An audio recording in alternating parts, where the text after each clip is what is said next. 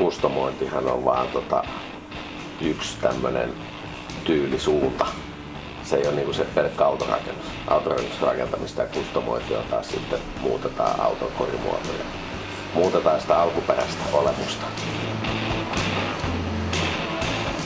Sitten pesu on tehty semmoisella ultrakorkean painepesurilla, missä on 2500 baaria paine.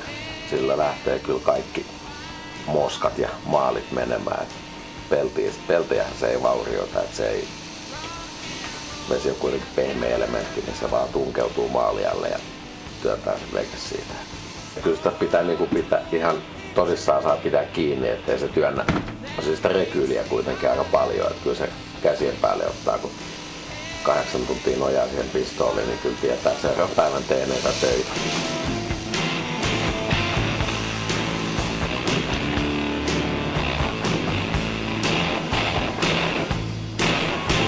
Lämmintä homma. Oo, ja raskasta. Oo. Tätä vääntää aika hyvin tuo paine. No, mä oon aika jenkin nostanut 80. Ja siitä vasta tasaisin välein. Kaiken näköisiä rimpuloita ollut, mitä on tehnyt ja myynyt. Enemmän ja vähemmän. Toisia tehnyt enemmän ja tosi vähän. Kaikki tekniikkahommat ja alustat ja tällaiset tehnyt. Alusta loppuun jo.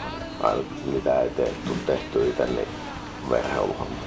Eli soppaus ja ilmapussi ja uusi lattia. Siinähän se on. Noniin.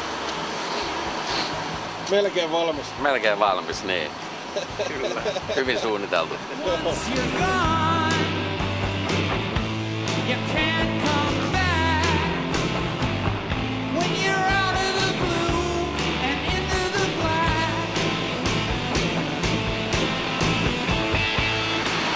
siinä ilot muuttuu. Nyt on ihan hauska väsätä. Tietysti on ihan hauska ajaakin. Se tekeminenkin on aina semmoinen oma juttus. Ja jotain duunia pitää kuitenkin tehdä. Nyt tätä katsotaan kuinka kauan jaksaa ja kuinka kauan riittää asiakkaille.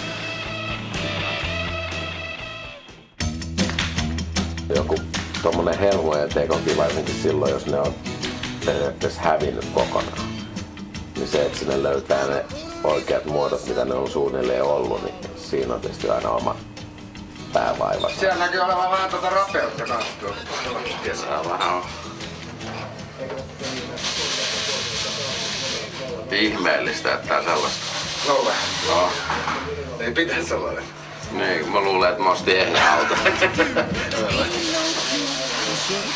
Siis tää on tullut joskus 80-luvun lopun Suomeen.